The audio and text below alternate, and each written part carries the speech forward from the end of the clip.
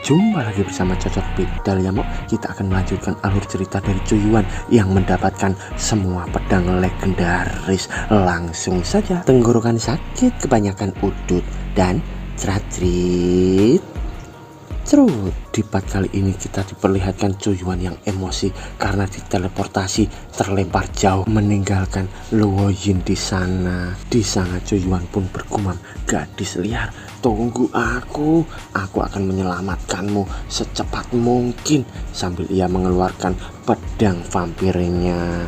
Lalu Cuyuan melesat melompat cepat ke arah Luo Yin di sana dengan melewati pohon-pohon dengan sangat cepat.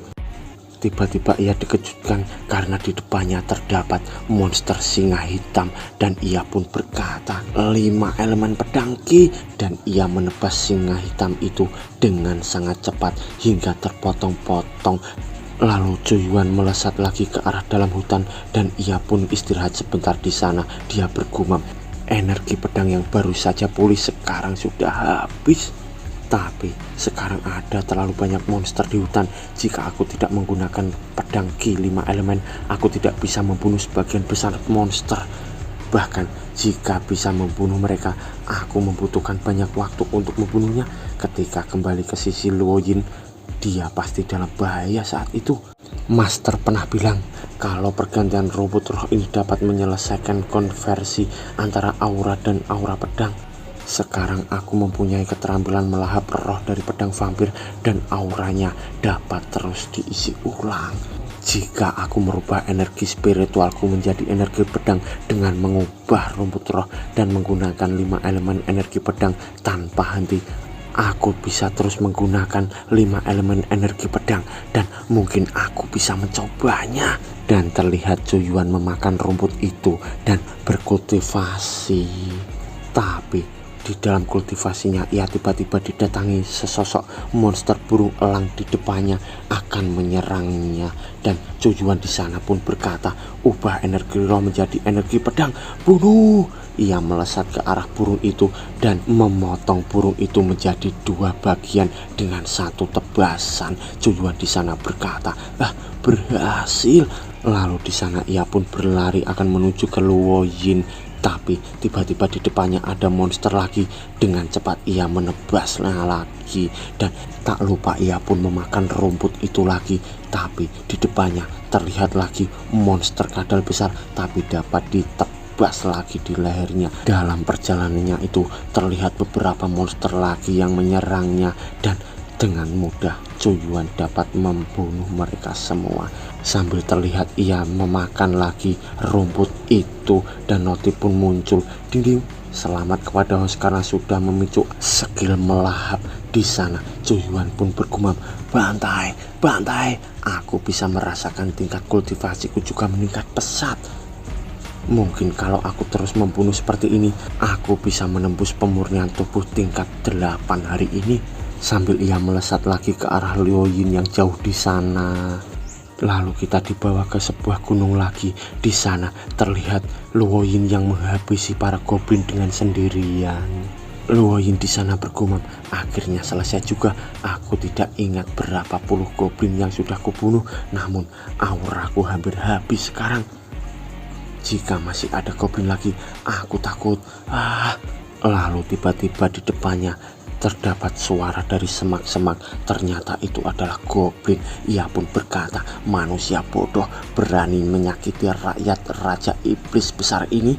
Kau harus membayarnya dengan hidupmu." Sambil terlihat raja goblin di sana. Di sisi Luo Yin ia pun bergumam, raja goblin." Tanpa diduga monster yang kuat, monster yang bisa berbicara akhirnya keluar. Aku khawatir basis kultivasinya berada di atas ranah enlightenment. Lalu raja goblin itu menyerang ke arah Luo Yin. Ia pun berkata, "Manusia sialan, akan kumakan kau." Di sana Luo Yin mengeluarkan skillnya dan ia pun bergumam, "Ayah, situasinya kritis. Putrimu ini hanya bisa membuka kunci peri." Tapi tiba-tiba Cuyuan dengan cepat berada di hadapan Luo Yin itu dan di sana raja goblin menghantam ke arah mereka. Tapi Zhou Yuan dapat menghindarinya dengan menggendong Luo Yin di sana. Mereka melompat ke atas dan mendarat lagi di hadapan Raja Goblin itu. Zhou Yuan pun berkata, "Luo Yin, tadi itu bahaya sekali. Kenapa kau tidak menghindar? Untungnya aku datang tepat waktu." Lalu tiba-tiba Zhou Yuan ditampar oleh Luo Yin di sana sambil berkata, "Ah, turunkan aku." Ada. Wanita itu memang serba benar ya, Mo. Di sana Luo Yin pun berkata, "Siapa yang mau diselamatkan olehmu? Cabul. Katakan lagi, tidak bisakah kau mengubah gayamu ketika menyelamatkan seseorang?" Di sana Zhou Yuan sambil memegang pipinya yang ditampar oleh Lu Yi tadi, dan Zhou Yuan pun berkata, "Luo Yin, aku sudah melalui semua jenis bahaya dan datang untuk menyelamatkanmu setelah 9 kematian. Kenapa kau menamparku?" Luo Yin pun berkata, "Baiklah, oke, barusan aku kasar, tapi aku sedikit terkejut kau bisa kembali." Lalu di sana Luo Yin pun bergumam, meskipun orang ini sedikit tidak tahu malu, tapi bagaimanapun caranya dia kembali untuk menyelamatkanku. Dia sangat baik. Waduh, Mo, apakah ini tanda-tanda benih-benih cinta dari Luo Yin kepada Zhou Yuan ya? Sedangkan di sisi Raja Goblin, ia pun marah dan berkata, "Manusia sialan, aku akan makan salah satu dari kalian mentah-mentah dan membuat salah satu dari kalian jadi sate untuk menghilangkan amarahku." Sambil terlihat Raja Goblin itu di depan mereka berdua, dan Zhou Yuan pun berkata, "Apa yang harus dilakukan sekarang? Pria besar ini terlihat jauh lebih ganas daripada buaya amnestik waktu itu." Luo Yin di sana pun berkata, "Apakah kau masih bisa menggunakan pedang Ki 5 elemen?" Zhou Yuan pun menjawab, "Bisa, aku sudah menemukan cara supaya bisa menggunakannya secara terus-menerus." Lalu Luo Yin sambil mengeluarkan aura di tubuhnya, ia pun berkata, "Aku hampir kehabisan auraku sekarang, sulit untuk memberikan luka fatal padanya.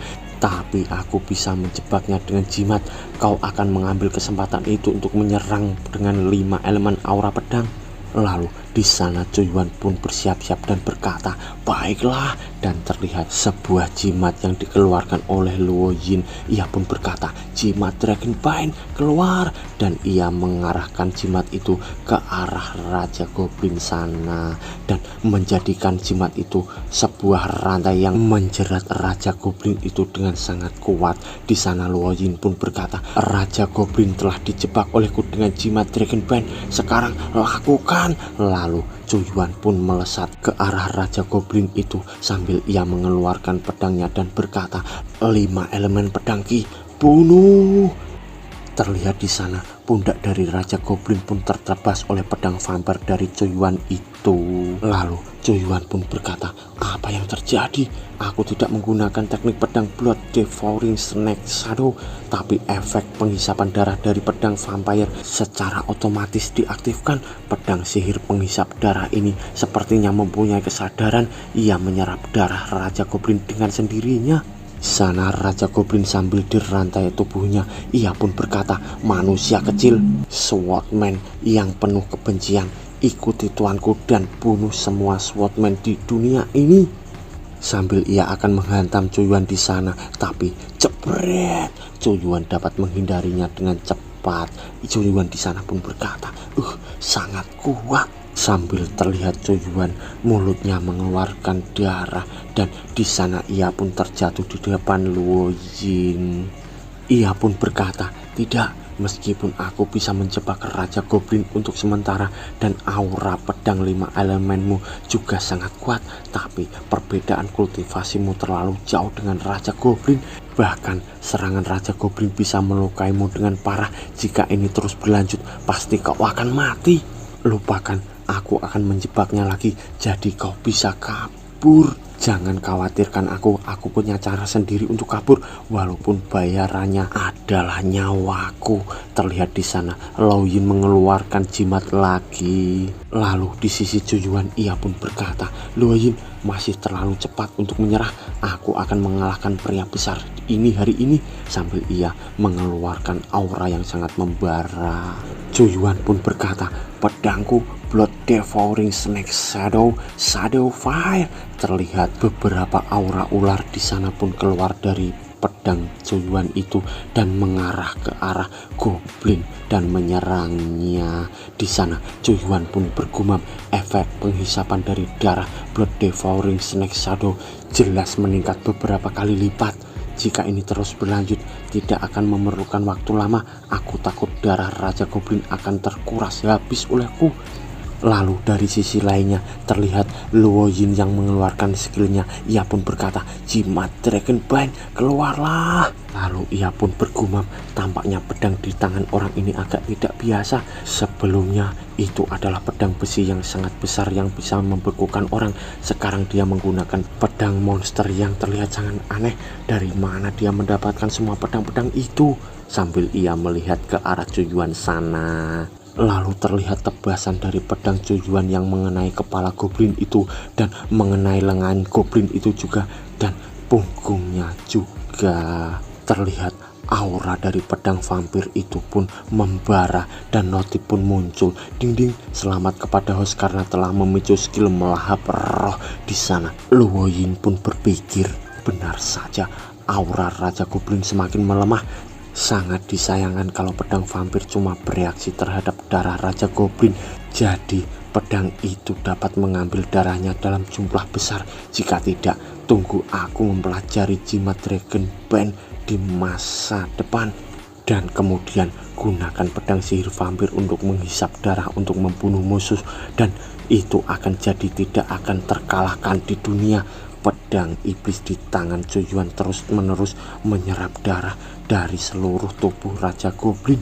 Di saat yang sama, aura Raja Goblin terus memudar. Cara ini juga oke, tapi apa ini termasuk curang? Di sana, Luo Yin melihat pertarungan Cuyuan dengan Raja Goblin dengan sangat gugup. Dan terlihat di sisi Cuyuan, ia pun melompat ke atas dan ia berkata, "Manfaatkan kesempatan ini, mati kau!" Sambil ia mengarahkan serangan ke arah Raja Goblin itu dan menusuk dada Raja Goblin itu sehingga dadanya pun mengeluarkan aura yang diserap pedang vampir dari Cuyuan. Di sana partikel-partikel darah itu pun berkata, darah yang sangat enak, lebih banyak lagi." Dan muncul lagi notif, "Ding-ding, selamat kepada host karena telah mengaktifkan pedang dan jiwa vampir. Sword Soul tidak bisa bangun sepenuhnya untuk saat ini karena sudah tertidur terlalu lama." Sambil terlihat pedang vampir Cuyuan yang mengeluarkan aura yang sangat besar hingga menyelimuti pedang itu menjadi sangat keren. Cuyuan berdiri di depan Raja Goblin dan tiba-tiba Raja Goblin pun marah berkata, "Tuanku sang pemilik api, aku Goblin Baekjeon manusia dan aku akan mati bersama." Di sana Luo Yin pun berkata, "Hati-hati, dia akan meledakkan dirinya sendiri." Dan Cuyuan di sana pun terkejut juga. Lalu Luo Yin pun mengeluarkan jimatnya lagi dan ia melemparkan ke arah Cuyuan sana. Sambil terlihat Luo Yin yang melompat dan jimat itu pun terlihat membuat barrier dan di dalamnya terdapat Cuyuan dan Luo Yin. Luo Yin di sana berkata lagi, "Kali ini aku ceroboh. Aku tidak menyangka monster-monster di Demon Abyss begitu gila sehingga mereka akan meledakkan diri secara langsung." Di sisi Cuyuan ia pun bergumam, "Sialan, aku sudah merasakan tingkat pemurnian tubuh ke-8 menurun. Jika kau memberiku waktu bahkan seperempat jam, aku akan bisa menerobosnya." Di sisi Raja Goblin ia pun berteriak kesakitan dan meledakkan dirinya hingga mementalkan Cuyuan dan Luo Yin di sana. Terlihat ledakan yang sangat besar dan dahsyat dan di sana terlihat cekungan di area itu hingga tanahnya pun retak semua. Di sisi Cuyuan ia pun tergeletak pingsan dan di sana Luo Yin pun bergumam, "Monster-monster di Demon Abyss benar-benar tidak bisa dianggap remeh." Lalu setengah jam kemudian terlihat di sana bebatuan dan terlihat juga Cuyuan yang sedang bangun dari pingsannya. Ia melihat Lu Chuanfeng dan Luo Yin di depannya. Cuyuan terbangun dan berkata, "Master." Lu Chuan berkata, "Kau sudah bangun?" Dan di sana Cuyuan balik bertanya, Ini di mana ini?" Lu Chuan menjawab, tempat ini adalah Demon Abyss, tempat di mana monster liar yang tidak terhitung jumlahnya ditahan, sambil terlihat di sana tebing-tebing jurang yang sangat luas. Cuyuan pun berkata, Demon Abyss menakjubkan, sangat menakjubkan. Ini adalah pertama kalinya aku melihat lembah tanpa akhir. Lucuan pun berkata, apa yang lebih menakjubkan? Tahukah kau kalau Demon Abyss ini pernah dipotong dengan satu tebasan dengan menggunakan pedang saja? Di sana Cuyuan pun kaget berkata, apa? Master, apakah kau menipuku? Ditebas dengan pedang? Siapa yang bisa menebas lembah yang seperti langit ini dengan satu pedang? Di sana Lucuan pun menjawab, 100 tahun yang lalu ada seseorang swordman tak tertandingi yang dihormati sebagai Lin Jianxian oleh dunia. Orang ini tidak tertandingi dan anggun. Saat itu ras monster liar melakukan kerusuhan dan monster yang tidak terhitung jumlahnya berbondong-bondong ke kota manusia dan mengamuk.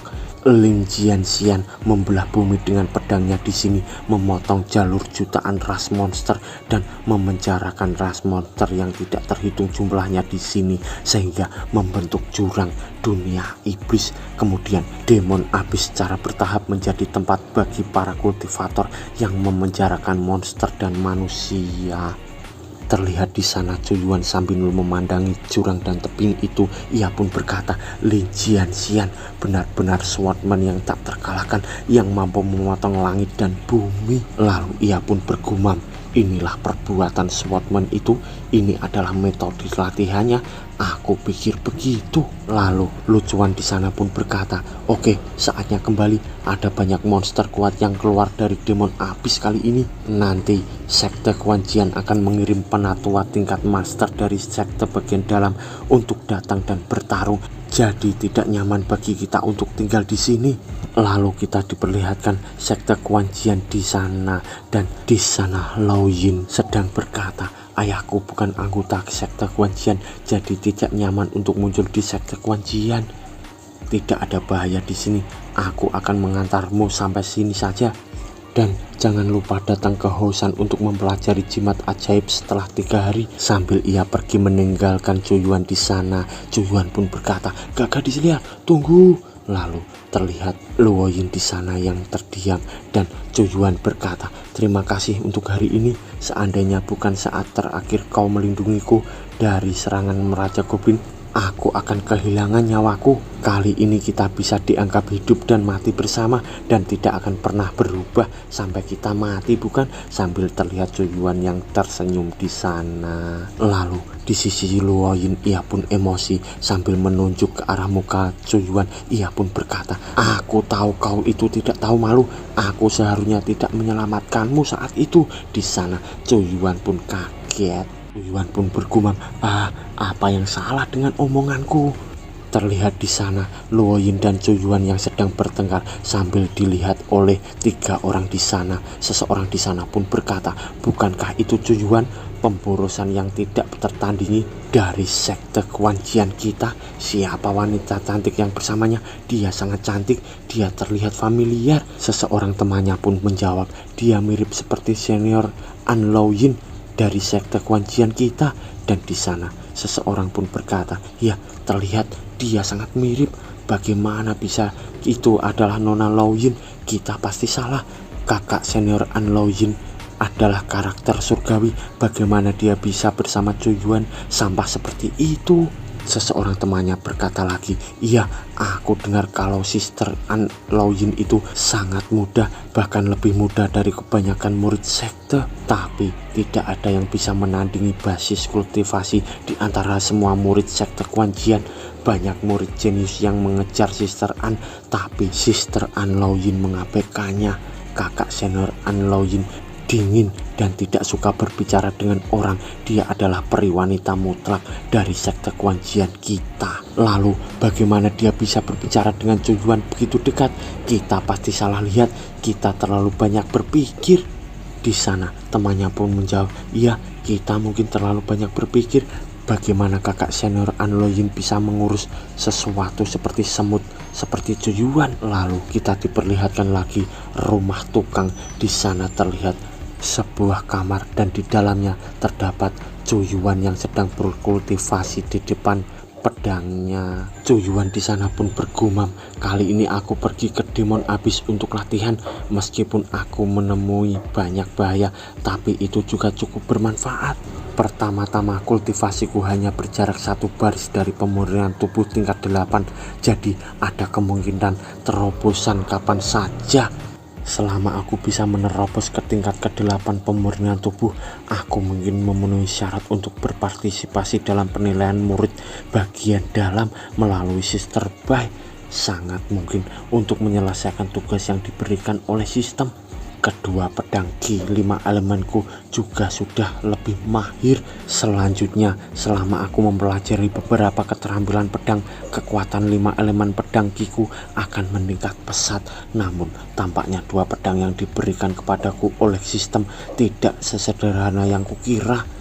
Pada saat kritis, pedang vampir mengambil inisiatif untuk menyerap darah Raja Goblin, dan itu juga mengaktifkan jiwa pedang. Meskipun jiwa pedang belum sepenuhnya terbangun, itu masih luar biasa. Aku sudah berada di sekte Guanqian selama bertahun-tahun dan aku belum pernah mendengar ada orang yang dengan jiwa pedang. Tampaknya pedang iblis penghisap darah dan plafon iron ini jauh lebih dari kata sederhana. Di balik setiap pedang tampaknya ada beberapa rahasia besar. Jika aku memiliki kesempatan untuk membuka rahasia ini di masa depan, aku mungkin bisa mengintip beberapa informasi tentang sistem keluarga pedang. Lalu tiba-tiba dari luar terdengar suara yang berkata, "Di mana murid tukang Cuyuan? Biar aku yang urus sekarang." Lalu di sana Cuyuan pun membuka pintunya dan berkata, "Aku Cuyuan, kenapa kau mencariku?" Di sana seseorang dengan tompel di pipinya, ia berkata, "Kenapa katamu? Apa yang kau katakan?" Dan ia adalah Hian Yao Xian, pengurus rumah tukang. Dan ia pun berkata, "Apa kau mengejekku? Apakah begini sikapmu saat menemui atasanmu?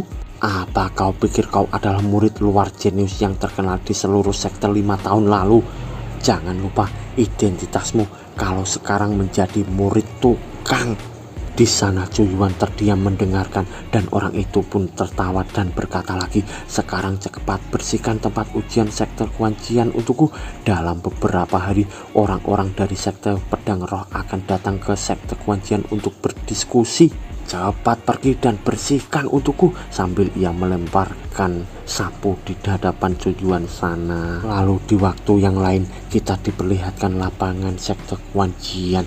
Di sana terlihat banyak orang yang sedang menyapu. Seseorang di sana berkata kepada Yuan Jian sambil melempar sapunya, "Hei Cuyuan, pinggangku sedikit sakit, tolong bantu aku menyapu distrik kedua utara." Lalu seseorang memberikan sapu kepada Cuyuan dan ia berkata, "Baru-baru ini aku makan dan tidak bisa berolahraga. Cuyuan, bantu aku menyapu distrik ketiga utara." Dan ia pun didatangi seseorang sambil memberikan sapu di sana. Ia berkata, "Seluruh wilayah utara sekte Guanqian telah disapu oleh Cuyuan sendirian. Apakah kita tidak keterlaluan?" Terlihat di sana mereka semua meremehkan Cuyuan. Dari belakang mereka pun bergumam, "Apa gunanya? Cuyuan dulunya adalah murid sekte luar, jadi dia memiliki kemampuan hebat." Seseorang murid lain ia berkata, "Iya, hal yang sama berlaku untuk Xin Xiaoxian.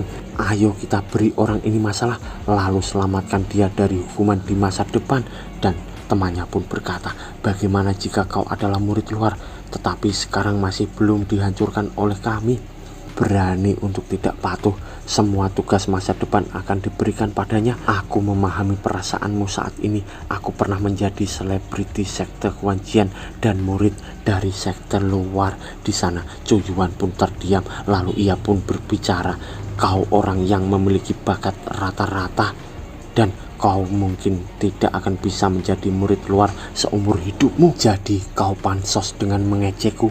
Aku paham maksudmu." Di sana seseorang pun berkata, "Kau omong kosong, apa yang kau bicarakan? Cuyuan, sebelum hari gelap kau harus membersihkan seluruh tempat ujian. Jika tidak, kau akan dihukum." Sambil terlihat sapu yang di depan Cuyuan sana. Lalu terlihat seseorang di sana yang berkata, "Apa yang kau lakukan?"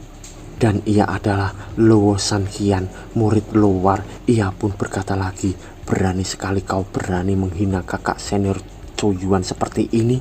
Lah, aku akan memberitahu penatua sekte untuk menghukummu dengan benar. Seseorang di sana pun berbisik, kakak senior Luo Sanqian, kenapa dia ada di sini?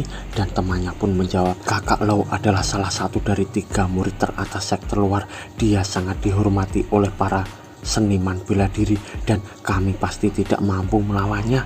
Ups, kita sepertinya telah melupakan satu hal. Sebelum Coyuan diusir dari sekte Huanjian, dia tampaknya memiliki hubungan baik dengan kakak senior Luo. Kita sudah menusuk sarang lebah. Lalu di sana mereka pun bersujud dan berkata, kakak Luo, maafkan kami cuma bercanda dengan Coyuan. Iya kakak Luo, tolong maafkan kami tidak akan pernah berani lagi. Di sana Lau pun pergi ke arah Coyuan dan ia pun berkata, kakak Cu, sudah lama sekali aku tidak melihatmu. 3.000 orang akan tahu kalau kau akan kembali. Di sana Coyuan pun memegang pundak dari Lau dan berkata, Luo Sanqian, lama tidak bertemu, fisikmu sudah tumbuh pesat dan kekuatanmu telah meningkat pesat. Kau sudah menerobos tahap pemurnian Ki dan memasuki ranah enlightenment kan? Di sana Lausan sambil malu berkata, dibandingkan dengan kakak Chow, aku masih jauh di belakang. Saat itu aku hanya bisa mencapai tingkat kultivasiku saat ini di bawah bimbingan seniorku. Jika kakak tidak dijebak dan diusir dari sekte Huanjian karena kejadian itu, kau pasti tidak akan tahu seberapa besar basis kultivasimu dan melampauiku. Di sana Coyuan pun bergumam, aku diusir dari sekte Huanjian 3 tahun yang lalu. Kejadian itu terlalu aneh. Aku ingat itu karena aku gagal membuka elemen pedang kehidupanku. Aku ingin melakukan terobosan dan aku tersesat ke tanah terlarang di gunung misterius dan secara tidak sengaja memakan rumput spiritual beracun. Lalu aku pingsan. Lalu Coyuan pun bergumam lagi. Aku bangun dan tersadar kalau aku ada di kamarku. Kemudian aku ditangkap oleh petugas penegakan hukum dengan tuduhan menghancurkan 1000 hektar ladang obat yang ditanam oleh sekte Huanjian. Setelah itu aku diusir dari sekte Huanjian. Aku sudah menyelidiki masalah ini tapi belum ada hasil. Awalnya aku pikir itu adalah ulah Zhang Yuan dan Leng Fengxi dan kawan-kawannya dan sengaja menjebakku, tetapi sekarang tidak mungkin untuk memikirkannya. Mereka tidak memiliki kemampuan untuk menghancurkan ribuan hektar tanah obat tanpa adanya bukti. Terlalu banyak hal yang mencurigakan jika dipikir-pikir dengan seksama. Lalu terlihat di sana tiba-tiba seseorang berkata, pergi, dan di sana adalah Pei Yuan Feng, murid luar sekte Huanjian juga. Dan seseorang di sana yang tua pun berkata, Brother Pei, tolong sebagian besar murid tukang bekerja di sini hari ini. Lalu tiba-tiba Yang Yuan yang juga muncul di belakang Pei itu, dan di sana terlihat Zhang Yuan sudah terlihat sangat gagah. Lalu ia marah menendang orang di sana dan berkata, apa lihat-lihat, nyala dari hadapanku. Sekelompok murid tukang, ketika kalian melihat Brother Pei, harusnya kalian berlutut. Apakah kalian lupa identitas kalian? Sambil ia meludah di sana. Cuy, terlihat seseorang yang ditendangnya tadi pun ketakutan, dan di sisi Brother Pei, seseorang tua di sampingnya pun berkata, kenapa kalian bengong saja? Cepat berlutut, sambut Brother Pei. Lalu mereka semua pun berlutut di hadapan Brother Pei itu. Lalu Brother Pei pun berkata, Tuan Qian, apa tidak apa-apa mereka berlutut untukku? Lalu penjilat itu pun berkata lagi, Brother Pei, mungkin murid-murid tukang ini lebih rendah dan mereka tidak memiliki banyak bakat untuk berkultivasi. Sekte mengasihani mereka sehingga mereka dapat tetap menjadi murid tukang. Anda di sini itu menjadi berkah untuk mereka karena berlutut kepadamu. Ketika Anda melihat kembali tempat tinggal yang Anda bangun, aku akan mengirimmu lebih banyak orang untuk pergi ke sana. Anda tidak perlu memperlakukan mereka sebagai manusia. Anda bisa menggunakannya apapun yang Anda inginkan di sana. Brother Pei pun berkata, Tuan Qian terlalu sopan, maka aku tidak akan sungkan. Di sisi kejauhan terlihat Zhuoyuan yang berkata, "San Qian, siapa orang di sebelah Zhang Yuan?" Sangat berwibawa, orang-orang berlutut pada saat mereka bertemu dengannya. Di sana Luo Yuan di sana pun berkata, "Orang ini bernama Pai Yuan Feng. Dia adalah murid luar yang baru masuk 2 tahun yang lalu. Seperti kakak pada awalnya, dia juga direkrut oleh sekte. Kekuatannya tidak buruk dan merupakan salah satu kandidat penilaian untuk menjadi murid dalam. Tapi dia sangat sombong dan munafik, juga senang menindas yang lemah. Aku tidak bisa memahaminya dari dulu." Lalu terlihat di sana Zhang Yuan menghampiri Zhuoyuan dan berkata, "Ah, bukankah ini kakak senior Zhuoyuan?" "Tidak, bagaimana itu bisa disebut kakak senior? Harusnya Zhuoyuan, seseorang murid tukang menyapu jalan-jalan di sini." Dan seseorang itu adalah Zhang Yuan yang dulu ditelanjangi di hutan ya mo. Ia pun bergumam, "Zhuoyuan, di jurang iblis hari itu beraninya kau menelanjangiku dan menghinaku di depan semua orang. Kali ini aku berhasil menerobos ke tingkat 7 pemurnian Qi dan kembali untuk membalas dendam. Aku juga sudah membawa Pai Yuan Feng. Aku akan menghabisimu kali ini." Lalu tiba-tiba orang tua penjilat itu sambil menunjuk berkata, "Kenapa kau diam saja? Apa kau tidak lihat apa yang dilakukan orang lain? Mereka semua berlutut untuk menemui saudara sekteku Brother Pai. Apa yang kalian lakukan?" Lalu mereka semua pun berlutut, tapi tidak dengan Zhuoyuan dan Luo San. Penjilat tua itu pun berkata lagi, "Zhuoyuan, apa kau tidak dengar? Kenapa diam saja? Apa kau tidak mendengar aku menyuruhmu berlutut?" Sambil ia menunjuk ke arah Zhuoyuan di sana. Sisi Luo San, ia pun marah berkata, "Beraninya kamu!" Tapi Zhuoyuan mencegahnya. Zhuoyuan di sana berkata, "Dia bukan guruku, bukan juga orang tuaku. Kenapa aku harus berlutut padanya?" Di sana seseorang itu pun berkata, "Kenapa harus berlutut? Zhuoyuan, apa otakmu terbakar? Siapa yang tidak tahu kalau murid tukang lebih rendah daripada anjing? Seluruh sekte tahu keberadaan mereka itu paling rendah. Rumah tukang adalah tempat untuk mengumpulkan sampah yang tidak diinginkan siapapun." Sambil ia menendang orang yang berlutut di sampingnya, dan ia pun tersenyum berkata, "Bukankah sudah seharusnya kau berlutut ketika melihat murid terbaik sekte mendatangimu?" Zhang Yuan di sana pun melirik ke seseorang di sana lagi, dan ia pun menamparnya dan sambil berkata, "Siapa yang memberikanmu izin untuk berdiri?" Lalu ia menjengking pakaian orang itu sambil ia berkata, "Beritahu, kau itu sampah yang tidak diinginkan siapapun dari sekte Guanjian kan? Seorang sampah." Di sana orang itu pun ketakutan berkata, Maafkan aku." Lalu penjilat tua itu menghampirinya dan berkata, "Kau tidak sopan. Kenapa kau tidak menjawab pertanyaan dari saudara Zhang?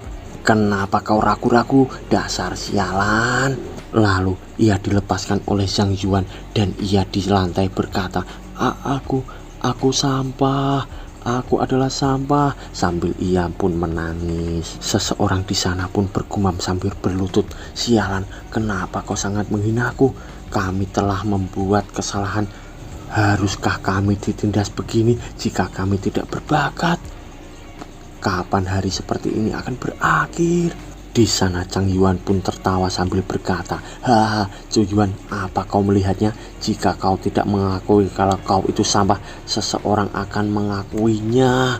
Lalu ia menunjuk ke arah Zhuoyuan di sana sambil berkata, "Rumah tukang adalah tempat pembuangan sampah khusus untuk mendaur ulang sampah sepertimu." Di sana Lao Shan pun marah dan berkata, "Cukup Zhang Yuan, kakak Zhou telah salah menganggapmu dan Sun Suiying sebagai teman. Setelah kecelakaan kakak Zhou dan jatuh ke dalam masalah, kau meninggalkan Brother Zhou dan menjilat ke orang lain. Sungguh itu sangat tidak cocok untukmu." Di sana Zhang Yuan pun berkata, "Luo San Qian, jangan menceramahiku. Aku juga seorang murid luar sekte Guanjian. Kau kira aku takut padamu?" Hampir terlihat Brother Pai yang sedang tersenyum di belakangnya dan bersambung mo.